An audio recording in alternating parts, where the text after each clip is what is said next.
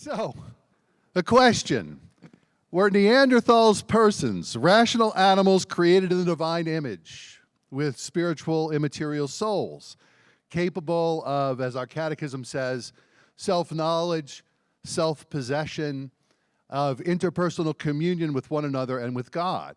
Or to put it in the words of one of the questions from this morning, would a Neanderthal ever need a criminal defense attorney? There you go, thank you. So in my consideration of this question, I will assume that to have rationality and freedom, philosophical humanness means to be a person, and so to be created in the divine image, or theological humanness. Personhood, as we know from our faith, is an inalienable status that all members of our species possess from conception until natural death, even when we may be restrained neurologically from the actualization of it, such as when we suffer serious brain injuries, or when we are zygotes, or when we fall into a deep sleep. I'm not sure whether Neanderthals were or weren't philosophically human, but I do think that the possibility that they were merits serious consideration. It has become a commonplace assumption among paleoanthropologists that they were not significantly different from us in this regard.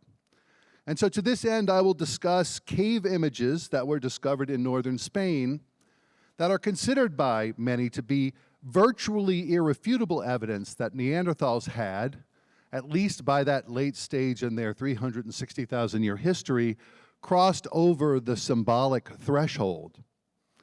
Then, assuming that the artifact is of Neanderthal origin, I will offer an argument against Neanderthal personhood based on what I think is a non-objectionable mixture of Thomistic philosophy, evolutionary psychology, and a compelling, although untestable, theory of the evolution of the unconscious. But rather than end on a negative note, I will conclude by proposing that if my argument is sound, the artifacts in question still offer a great avenue for theological reflection on what it means to be human, or rather, on what it meant for a species to become human, philosophically and theologically. Dan already showed us the artifacts. The ones I'm referring to exist on a wall in the cave of La Pasiega in Cantabria, a region of northern Spain. Pasiega is home to numerous examples of Paleolithic cave art dating from 36,000 years to 23,000 years ago. The cave was discovered in 1911, and its paintings had been closely studied by many archaeologists, or have been, most notably Abbe Henri Breuil, who is called by his colleagues the Pope of Prehistory, a Catholic priest. In February 2018, a paper was published claiming that some of these paintings were not 36,000 years old, but 65,000 years old, making them the oldest in the cave, but, more to the point, significantly predating the arrival of Homo sapiens on the Iberian Peninsula by 21,000 years, and predating by 24,000 years the artistic explosion of Homo sapiens cave art in the region. The hypothesis, or the conclusion rather, was strengthened by the discovery of a trademark convention of Neanderthal self-ornamentation, which our species also shared. Pigment-stained and pierced shells, which were even older than the latter image. So, the latter image, it seemed to the discoverers, was of Neanderthal origin. Now, we should note that others have questioned, I'm sorry, should have moved that forward. There's the Pope of Prehistory down there at the bottom, and there's the image itself again. But others have questioned the reliability of the study based on the method. The method does not account, they claim, for the leaching of uranium out of the calcite or thorium leaching in, which would make the paintings seem much older than they are. At the time of this discovery, I was actually writing the chapter of my book, Faith, Science, and Reason, entitled The Emergence of the Image, God and the Sciences of Human Origins. In January 2018, I had, which was the month before this study was released, I had written a dismissal of Neanderthals as being persons, of being capable of understanding and freedom. I included the judgment of paleoanthropologist Ian Tattersall, who wrote in 2012, "We find nothing in the technological record of the Neanderthals to suggest that they were symbolic thinkers. Behaviorally, there was no qualitative break with the past. The Neanderthals were simply doing what their predecessors had done, if apparently better. But we are not. We are symbolic." Now, this new discovery, of course, stopped me dead in my tracks. Cave paintings, I had always thought, are symbolic in the way that human language is, that they are a hallmark of personhood. I agreed with the Jewish phenomenologist Hans Jonas that, and I'm quoting him, that in the makers of cave images, we discover creatures who enjoy the mental and corporeal freedom we term human, who also give names to things, that is, have language. So, after foundering for about a month, I added this to my chapter. Our understanding of human prehistory is fragmentary. Perhaps we will one day discover that at some point Neanderthals also began to exhibit the human difference. Nothing within our Christian faith would prohibit us from recognizing him as a brother, not biologically, but spiritually in his capacity for truth and freedom. In other words, I tried to have it both ways. But questions lingered in my mind about Neanderthal rationality and personhood. However, they had gone to the furthest back burner of my mind when, in June of 2023, a new paper was produced along with a Netflix documentary entitled Cave of Bones about Homo naledi, a hominin species, the fossils of which were discovered in South Africa by paleoanthropologist Lee Berger. Berger made the claim that this species intentionally and ritualistically buried their dead in the cave and even left meaning-making scratchings on the cave walls, and did so around, brace yourself, 340,000 years ago. The scratchings in particular were startling to me. I wish I had a picture up here, sorry about that, because they look so very much like those made by humans 77,000 years ago on an ochre plaque found in Blombos Cave, 700,000 miles away, as Dan mentioned to us. Berger's claim about these findings have been hotly debated. By no means have they elicited unanimous agreement within the scientific community, where there are many who are skeptical. Nevertheless, it seems that at least that the Cantabrian images, cave paintings, requires reflection among those of us who see in such an activity symbolism, a hallmark of rationality and thus being created in the image of God. Symbols make our species, and by the way, under symbols I'm including words, right? Symbols make our species able to interpret objectively our subjective sense interpretation, sense experience of the world, to make judgments about our judgments, which, as St. Thomas Aquinas notes in his treatise on truth, belongs only to reason. Animals, we can say, have nervous systems that produce meanings. Language is a new system that produces understanding of those meanings, of all meanings, even ones not significant to us living in our environment. The symbol-making linguistic human animal sees the world as a totality and can raise the question of what or who grounds the world, who causes it to be from beyond it. God is truth and love, and the linguistic, rational, meaning-making animal images God because he or she can know the truth and love freely. In the words of Joseph Ratzinger, who, by the way, gave a speech in this very room in 2008, I found out just now on the wall, the clay became man at that moment in which a being, for the first time, was capable of forming, however dimly, the thought God. So did at least some Neanderthals make the breakthrough to personhood, sharing our dignity and being capable of saying thou to God, to respond to God in an interpersonal way. Maybe. But for the rest of this paper, at least, I'm going to suggest that there's another way of interpreting the Pasiega cave paintings that allow us to qualify, to inflect the true, the genuine, non-rational and rational distinction. That distinction has oftentimes been hardened into an abyss, right? That since Descartes has plagued modern thought. And due to our commitment and faith to a human ontological leap from non-rational to rational, which only God could make possible, such an impoverished way of thinking, animals non-rational, humans rational, can be as tempting for believers as it was for David Hume and Immanuel Kant. But it oftentimes leaves us forgetting that we remain animals. In the words of the late Alistair MacIntyre of blessed memory, we remain animal selves with animal identities. And although our animality is not the primary source of human action, we never make ourselves independent of our animal nature and inheritance. Nor should we desire to do so, I might add. Thanks to evolutionary biology, we now know that our animal inheritance has a history, and it is one that is so close to that of Neanderthals that our species were able to interbreed, and did interbreed extensively enough that, as Dan told us, all members of non-African human populations carry some Neanderthal DNA. For the sake of speculation, let's suppose that these cave paintings are of Neanderthal origin, and that they bear witness to a very special form of pre-rationality. That does not make them rational, but that places them near the human difference, preparatory to personhood, but not yet possessing its capacities or its dignity.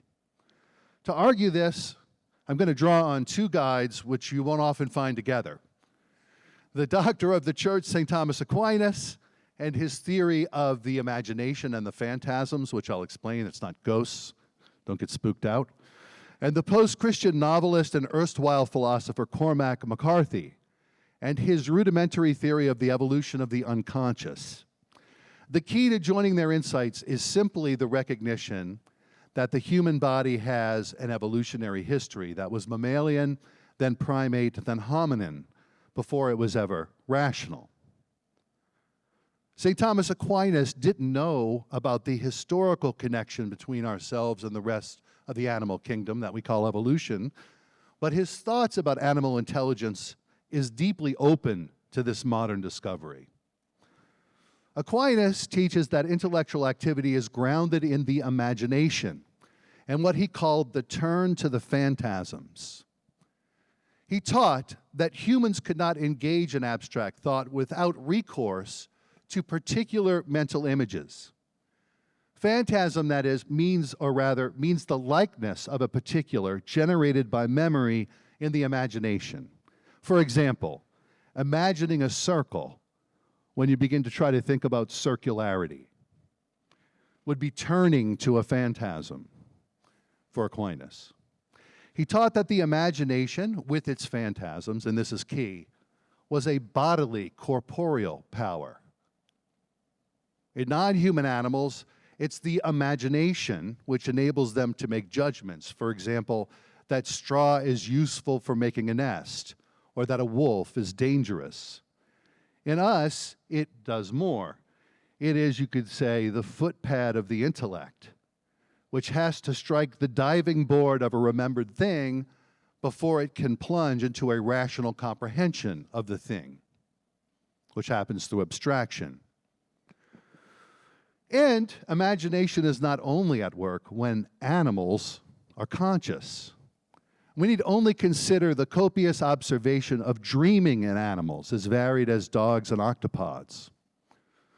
In his 2019 documentary, Making Contact, a biologist named David Scheel shared this 1-minute video he took of the octopus he was working with during sleep. I'll let him tell you about it.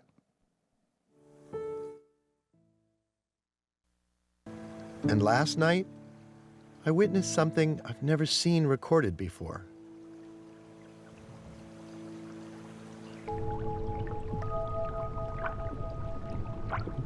You know, if she is dreaming, this is a dramatic moment.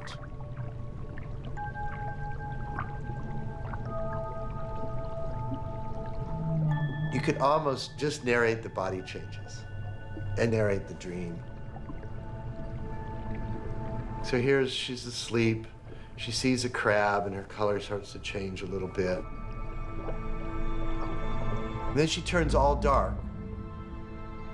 Octopuses will do that when they leave the bottom.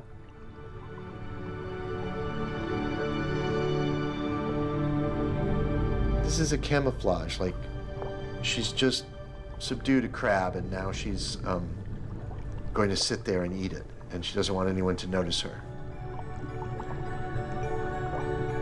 It's a very unusual behavior to see the color come and go on her mantle like that. I mean, just to be able to see all the different color patterns just flashing one after another. You don't usually see that when an animal's sleeping. This really is fascinating. But yeah, if she's dreaming, that's the dream.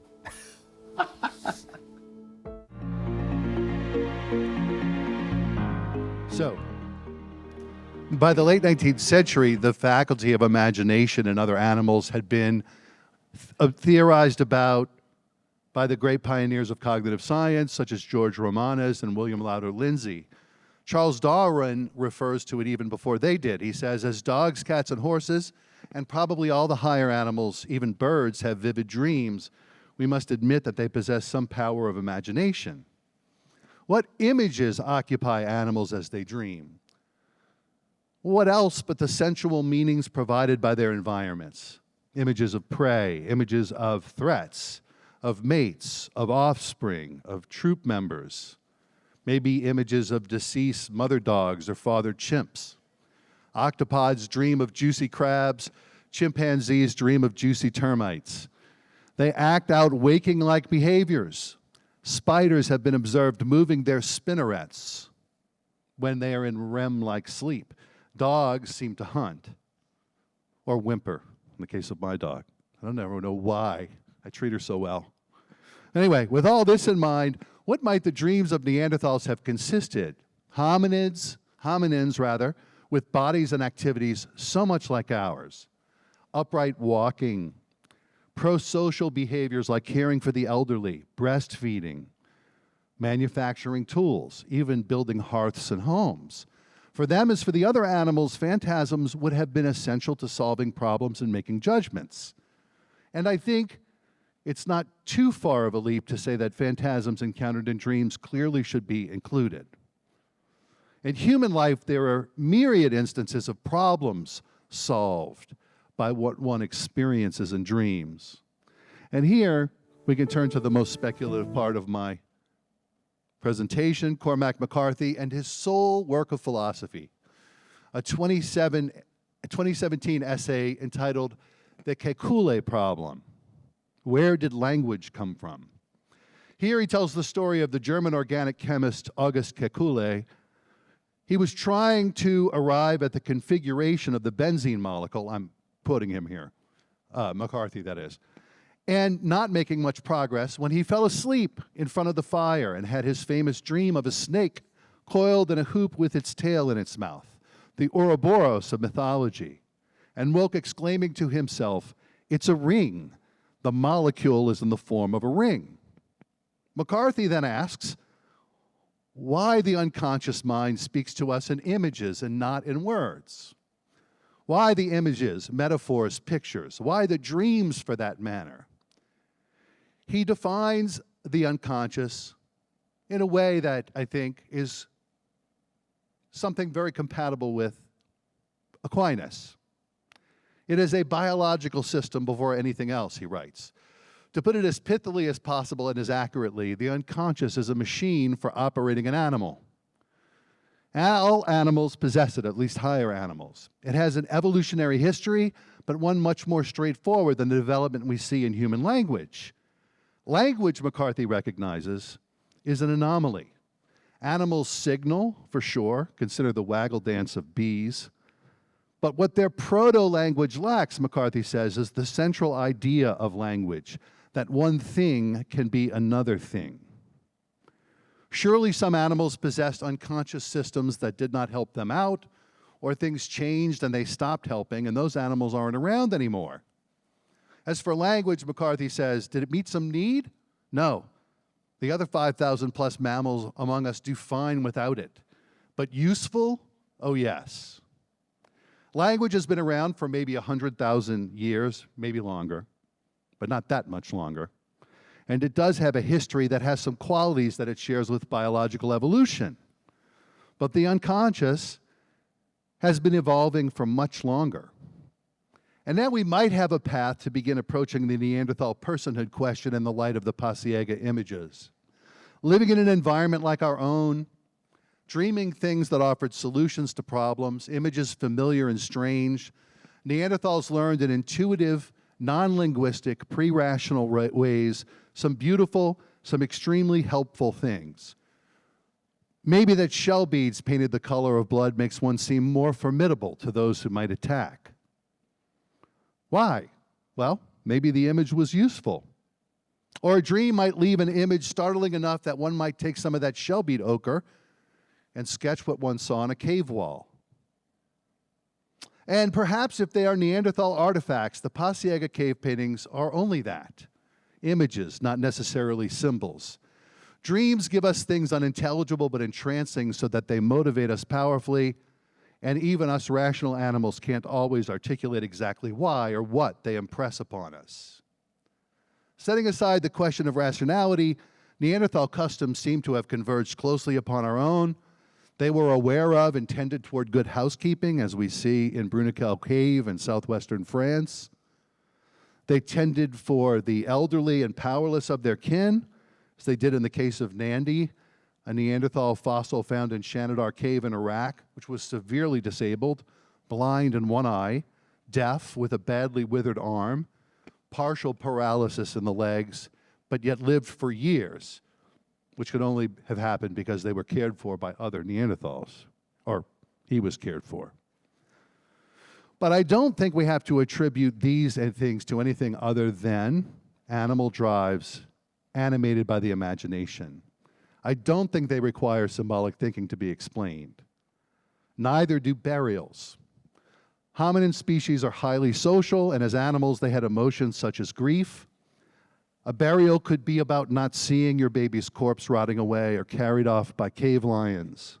But what we do not find are burials like this one that happened near Vladimir, Russia, 32 to 28,000 years ago, which is clearly symbolic, clearly ritual, and therefore clearly rational.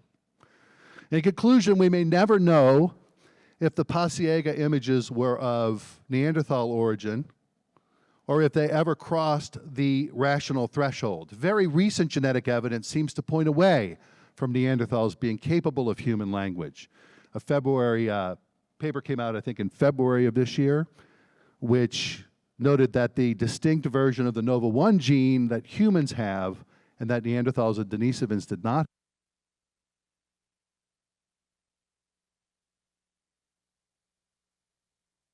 Sorry, when implanted in mice, oh, there you go. Sorry. This gene, when implanted in mice, multiplied the ability for them to communicate using vocal sounds. Regardless, this consideration can aid theological speculation about our own evolutionary history, which for Catholic theology is nothing less than salvation prehistory. God, who assured the prophet Jeremiah that before I formed you in the womb, I knew you, and whom the psalmist praises for forming our inmost being, is wholly at work in all natural developments, which is the doctrine of divine providence. In Mere Christianity, C.S. Lewis refers to early human beings being gifted by God with two things to prepare for his ultimate coming in Christ: conscience, and then he sent the human race, and I'm quoting him, what I call good dreams. I mean those queer stories scattered all through the heathen religions about a God who dies and comes to life again, and by his death has somehow given new life to men. The evolution of the imagination and the unconscious among our hominin ancestors, paralleled in our Neanderthal cousins, where it was itself subject to divine providence. In encountering reality without objective understanding, the rudiments of thought were being woven into the tapestry of phantasms necessary for the human difference. a special gift from the one who, before he formed humanity in the womb, knew humanity and our needs. Hominins still living in an environment not yet seen as a cosmos, a totality, but slowly being informed by pictorial impressions. Hominins living closely connected to others, even in ways that seem clearly sacrificial, but not yet with a transcendent moral responsibility. And all the while, the brain was being slowly shaped, carefully crafted for the great transition in which flesh would become word, when self-awareness would become self-reflection, when a delight in the safety of symmetry would become an appreciation for beauty. And one day, such pre-rational dreams would flower into those of the prophet Ezekiel, or those of Joseph, son of Jacob, or the dream of the Galilean carpenter who was Joseph's namesake. Let's conclude then with the words of the prophet Joel, "Your old men shall dream dreams." Thank you.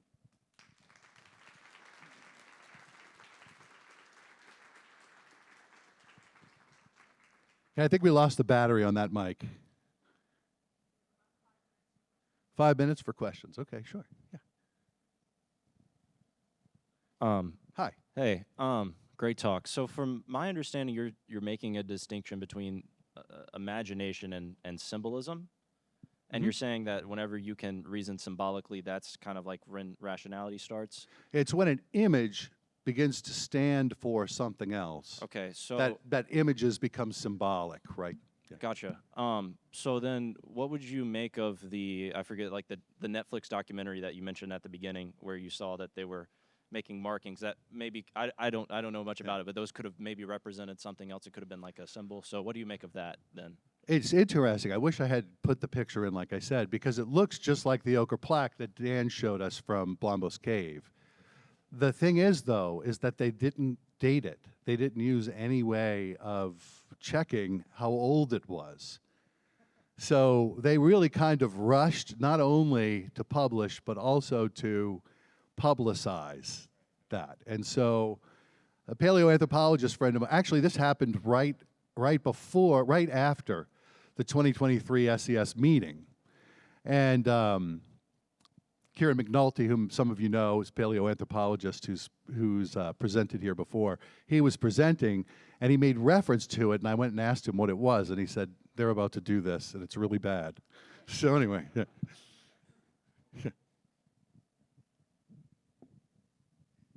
Hi, very interesting. I think I missed it, but you said that the dating of these possibly Neanderthal paintings is still up to debate about the uranium slipping in and thorium. Is that cleared out? I mean, like, this may be a nothing burger then? It might be a nothing burger. We don't know. But there are many who don't think so, right? Yeah. So I figured I would just assume that it wasn't a nothing burger and then try to think about it a little bit. Yeah. No, my talk was a nothing burger with cheese. Yeah.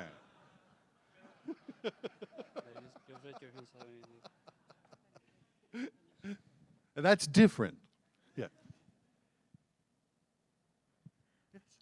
I have a question about species. So early on, I learned that species are the same species. So various organisms belong to the same species if they can interbreed and produce also, organisms that can then further go forward. So we talk about all these humanoids, and so we call, in a way, in my mind, it's handled like different species, but if they interbreed, are they different species? So that's my question. Okay, could you repeat the question, because you're speaking kind of low in my iPad. The interbreeding part, just repeat the question. A little louder.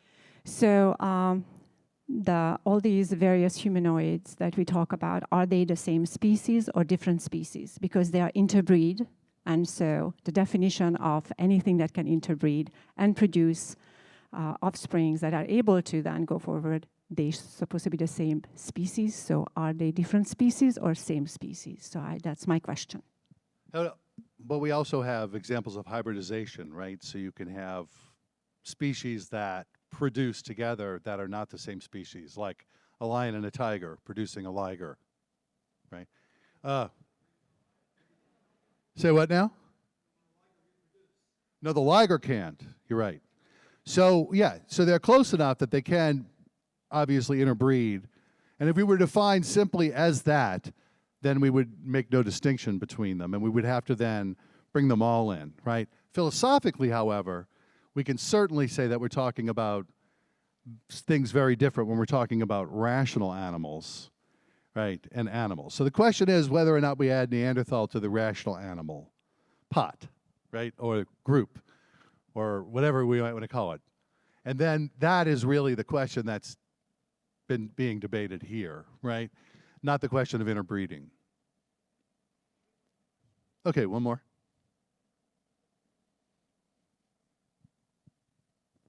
So there are some, I would consider rather crazy ideas about trying to resurrect the Neanderthals through cloning. And obviously, if they were human, the church would condemn that. But if they were simply animals, they'd have no problem with it. So what is the moral status of that question? We don't know. There may be other ethical considerations about cloning anything that we might want to take into account, but yeah, it would be a much more grave thing to clone a human than it would be to clone a sheep, for instance. Yeah, but like I said, I'm not sure. I give this talk as part of my faith and science course, and I spend the other 25 minutes arguing, okay, well, what if Neanderthal, right, or let's assume that Neanderthals were irrational, and talk a little bit about the theological issues with that. So, but anyway, there was no time for that. All right, thank you very much.